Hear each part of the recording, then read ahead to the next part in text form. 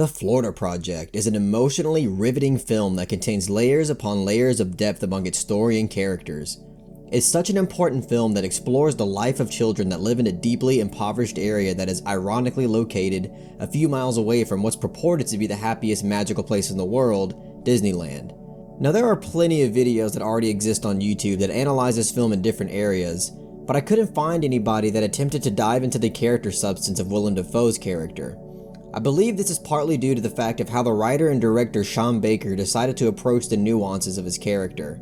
On the surface, his character doesn't seem nearly as integral as the role of the mother and the little girl, but his character arguably conveys one of the deeper themes of the film that revolves around moral responsibility. So this video is going to concentrate on the subtle yet vast importance of Willem Dafoe's character in the film and how it contributes to the central theme of the film. So for starters, Willem Dafoe plays a character named Bobby, who is a manager of a low-end hotel that houses the main characters of the film, which is a mother played by Bria Vanette and Brooklyn Prince, who by the way were absolutely phenomenal in the film, and I'm still pretty salty about them being snubbed of Oscar nominations. But anyway, Bobby's first introductory scene is crucially important as far as establishing his character. The first scene where he has to turn the power of the hotel back on due to the mischievous actions of Moni, we see that he is very involved with the tenants of the hotel.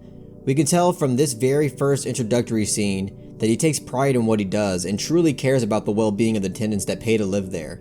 The way that the camera follows him in this fairly long tracking shot as it points up at him from a low position really illustrates Bobby's sense of power and accomplishment that he feels during this scene. He feels a true sense of reward and joy when he does something as simple as pulling a lever that turns all the power back on. This element of his character becomes very important to the character theme and the film in general. This will come full circle by the end of this analysis, but let me go ahead and begin to really dissect and unpack his character. The first glimpse we get into Bobby's personal life is when his son comes into the picture early in the film. We get a scene of his son helping him throw out a mattress in a vacant room. On first viewing, the scene doesn't really seem all that insightful or telling, but upon second viewing, at least for me, you realize how telling the scene actually is. His son looks very well kept in terms of how he's dressed and carries himself. And his son is giving him a slight sense of passive aggressiveness when talking about his dad's choice of color that he painted the hotel and the amount of money that he's invested into it. His son also becomes repulsed when he discovers how filthy and infested the mattress is, while Bobby, on the other hand, is completely casual about it.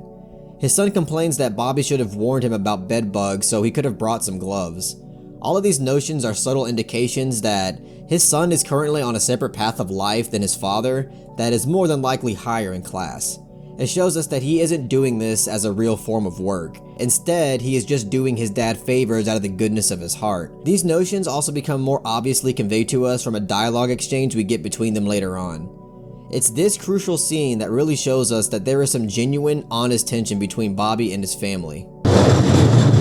By the way, I told her happy birthday for you. But I didn't. Come on, push. But I didn't. Push. I didn't. Why'd you do that? Why would you do that? Now you call her and tell her I didn't. Hey, first, you get her on the phone and you tell her I didn't wish her anything, damn it.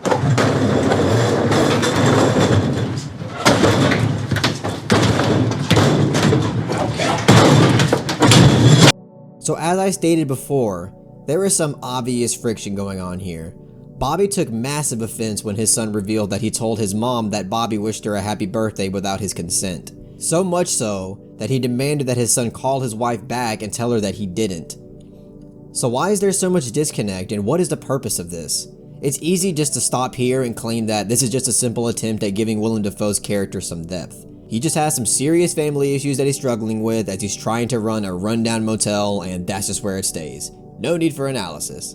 But I truly believe that this element of Bobby's character goes way deeper than that. But before I can really hammer this point home, I've got to dive a tad bit more into his character.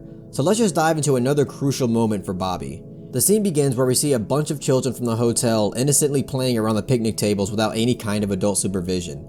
We eventually see an old weirdo creep up and try to interact with the kids, which on its own conveys a harsh reality that kids have to experience in impoverished areas. Bad parents in bad areas will unfortunately yield horrible outcomes. Bobby notices the man from afar as he's painting the hotel. He's so concerned about the creep that he lets the entire bucket of paint accidentally fall and splatter everywhere on the concrete below. But but you can tell he's not really all that concerned about it, even though a bucket of nice paint ain't cheap. His full concern is still locked in on what's happening across the parking lot where the children are playing. Once Bobby confronts the man and asks him what his business here is, he immediately gets flustered and gives a sad excuse about he was quote-unquote looking for a soda machine. We then get an impressively long tracking shot where Bobby insists that he leads the creep towards the soda machine. Not only do we see the man acting in a disturbingly dishonest way, but Bobby also forces a conversation about beverage choices that I found quite compelling. So you like soda, huh? Yeah, it's good. Yeah. You know, I read in a magazine that soda's not so good for quenching your thirst. I agree. Yeah. Have you noticed that? You know what's better? What? Tea. Tea. Tea. Hot tea. Tea. Hot tea. Yeah, Like I drink that. You do? Okay. Yeah. No, it's right up here. Just a little more ways. You came for a soda, we're gonna get your soda, right? I believe the significance of him engaging in this dialogue is to draw a metaphorical parallel between soda and the creep's despicable thirst for innocent children. When Bobby says, "You know, they say soda isn't good for you, but you know what's better for you? Tea." He is passive-aggressively telling the creep to stay away from the children and to only pursue relations with adults.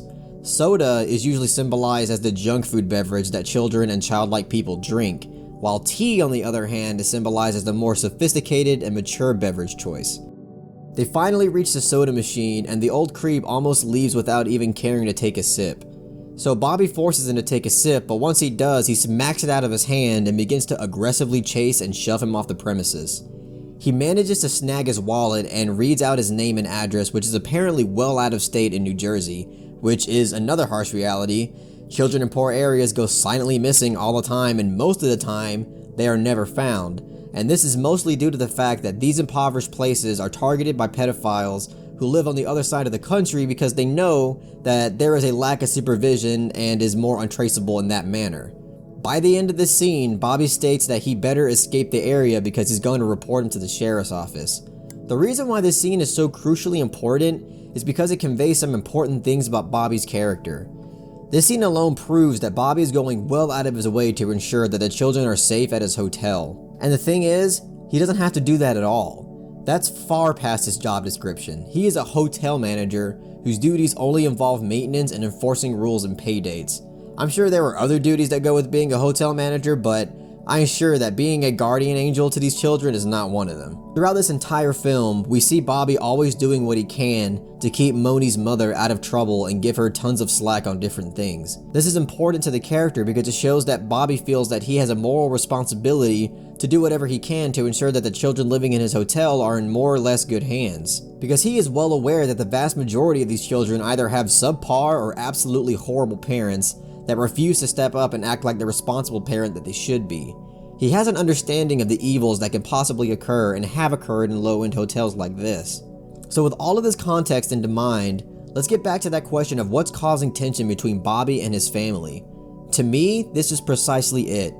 Bobby has an occupation that would be considered to be on the lower end of the societal class spectrum. I believe what caused Bobby and his family to disconnect has to do with his belief in his own moral obligation. Remember in the earlier scene where his son is helping him out with a mattress? The way that his son is disgusted by the mattress and his father is casual about it shows that his son has been accustomed to a different upper class lifestyle for quite some time. So what I believe happened is that Bobby and his family were still together, and they must have hit a point in their life where they had an opportunity to move up on the societal scale and leave the violent, impoverished environment behind them. But Bobby refused to do so because, again, he feels as if he has a necessary moral obligation to look after these children and attempts to make sure that nothing horribly tragic happens under his watch. So naturally, this is going to cause a giant disconnect in their relationship because it has to do with an important decision that will determine the security, quality, and opportunities of the remainder of their lives. So I believe that this is what caused the divorce between Bobby and his wife, which naturally causes him to be disconnected to his son as well. Bobby is still bitter towards his wife for not understanding his point of view and completely abandoning him, and his wife probably feels bitter towards Bobby for not letting go of the impoverished lifestyle and wasting his entire life on children that aren't really his. Understanding the somewhat hidden context of this character really enhances simpler scenes of the film. Like this scene of Bobby leaning over the railing and looking out over his hotel as he's smoking a cigarette. It's as if he's reflecting on some important life choices that he's made that still has him rooted to where he currently is. Well, alright guys, that's my quick analysis on Willem Dafoe's character in the Florida Project. I hope that this was able to provide something new that you may not have caught when you were watching the film. I'm not 100% certain that this is a foolproof interpretation, but sometimes that can be the beauty of film as an art form. I think the Florida Project is one of the best films to come out in 2017, and it's a shame that it did not get the recognition it deserved at the Academy Awards. If you really enjoyed this analysis, please give it a thumbs up and share it amongst your friends. If you have anything you'd like to add or criticize about my analysis, please share your thoughts in the comment section, and I'll be sure to respond to them as quickly as I can. And again, if you really enjoyed this video, please be sure to hit that subscribe button to be updated on more film-related content.